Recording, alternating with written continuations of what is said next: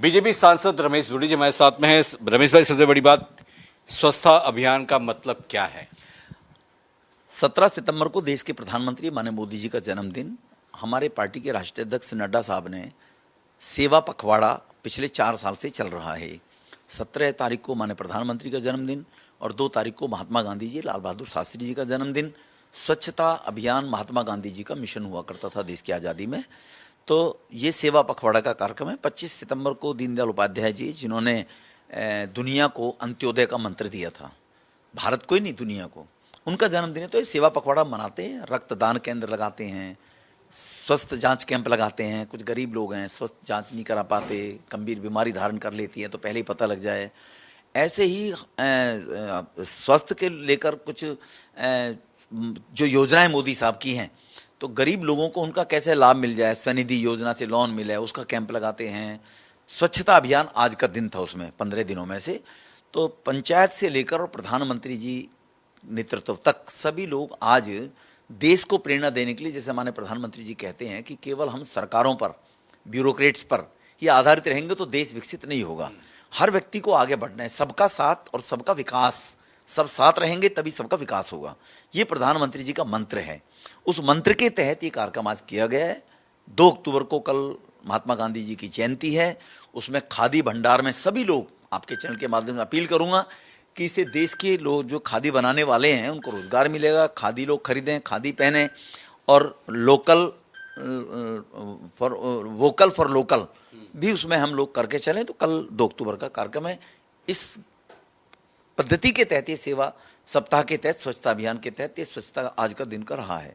स्वच्छता अभियान तो है, लेकिन इसमें यह भी है कि पॉलिटिकल गंदगियां होती हैं, जो महिलाओं पर अटैक करते हैं, उन पे भी, उनकी भी सफाई भी बहुत जरूरी है, ये मानते हैं? वो समाज ही करेगा।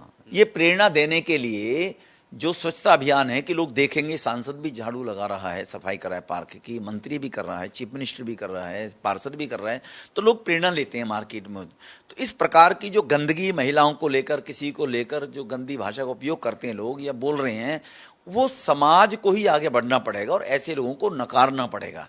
ऐसे लोगों को जो इस प्रकार की तुष्टीकरण की, अपनी वोट बैंक की राजनीति करने की कोशिश करते हैं, दूसरे को उपदेश देते हैं। लेकिन यहाँ पे बिदुरी साहब, एक वीडियो में जिसको बड़ा तेज वायरल किया गया, आपका पार्लियामेंट पे बयान, वो नाराजगी थी क्योंकि मोदी जी के बारे में शायद वो कुछ बोल रहे थे, उसको लेकर बड़ा मुद्दा बनाया गया, विपक्ष ने बनाया, सो कॉज नोटिस भी आपको भेज दिया। ये क्या था? ये मैं इसमें कोई कमेंट नहीं करूंगा, लोकसभा अध्यक्ष के पास ये मामला है। चलिए, अध्यक्ष मामला है, लेकिन जिस हिसाब से ये प्रकरण हुआ, राहुल गांधी अलग बात कह रहे हैं, अब हिंदुत्व का पाठ पढ़ा रहे हैं, वो हिंदुत्व की बातें वो सिखा रहे हैं, तो क्या ये जायज है? काश स्टालिन के पास राहुल चले जाते और उनको कहते कि हिंदुओं को डेंगू, हिंदुओं को मलेरिया, तो बहुसंख्यक समाज के प्रति राहुल गांधी की कोई अटैचमेंट नहीं है क्या? वो बार बार विदेशों में रोते हैं जाकर, अल्पसंख्यकों के साथ में भारत में भेदभाव हो रहा है, बार बार रोते हैं। यह सरेआम फ्रीडम ऑफ स्पीच के नाम से और बदतमीजियां देश में हो रही हैं, तो राहुल जी कभी अपनी मोहब्बत की दुकान खोलने स्टालिन के पास भी चले जाते। तो वहां मोहब्बत की दुकान खोलने इसलिए नहीं गए कि एक विशेष समुदाय की वोट लेनी है और प्रधानमंत्री बनने के ख्वाब लेने हैं। कभी बक्सा सर पे रखते हैं कुली बनकर, 10 साल उनको कुलियों की समस्या याद नहीं आई, 55 साल उनके खानदान ने राज किया, तब उनको बढ़ई की समस्या याद नहीं आई, लोहार की समस्या याद नहीं आई। आज विश्वकर्मा योजना से हमारे देश के प्रधानमंत्री जी ने 1 लाख रुपए तक का लोन और योजना लागू की है। इस प्रकार की जो काम करने वाले कामगार लोग हैं उनको, और 15,000 उनकी ट्रेनिंग देकर उनको औजार लेने के लिए पीएम विश्वकर्मा योजना चली है। तो आज उनको लोहार भी याद आ गए, छेनी चलानी भी याद आ गई, क्योंकि सोने की चम्मच लेकर मुंह में आए पैदा हुए थे। तो जाके पैर न पड़े बेवाई, वो क्या जाने पीर पर आए। तो राहुल को क्या पता गरीब की पीड़ा क्या होती है। लेकिन हाँ, अब नौटंकी कर रहे हैं। एक दिन कुली के बराबर में चद्दर लेकर सोकर दिखाएं। देश के प्रधानमंत्री ने तो 30 साल अपना जीवन समाज में लगाया मुख्यमंत्री बनने से पहले। आप एक दिन रेलवे स्टेशन पर कुली के साथ सोकर दिखाएं तो मजा आएगा। एक आखिरी सवाल, जिस हिसाब से अब निशाना आप पे साधा जा रहा है, कहा यह जा रहा है कि विपक्ष जो निशाना साध रही है कि साहब पार्लियामेंट में बयान देते हैं, उसके बाद से उनका प्रमोशन पार्टी कर देती है, एक्शन नहीं करती। देखो, विपक्ष कुछ भी बोल सकता है, विपक्ष के पास कुछ है नहीं बोलने के लिए। आज मैं अगर राजस्थान में मेरी जिम्मेवारी है तो मैं 10 राज्यों में मैं चुनाव में गए हूं पिछले 20 साल में।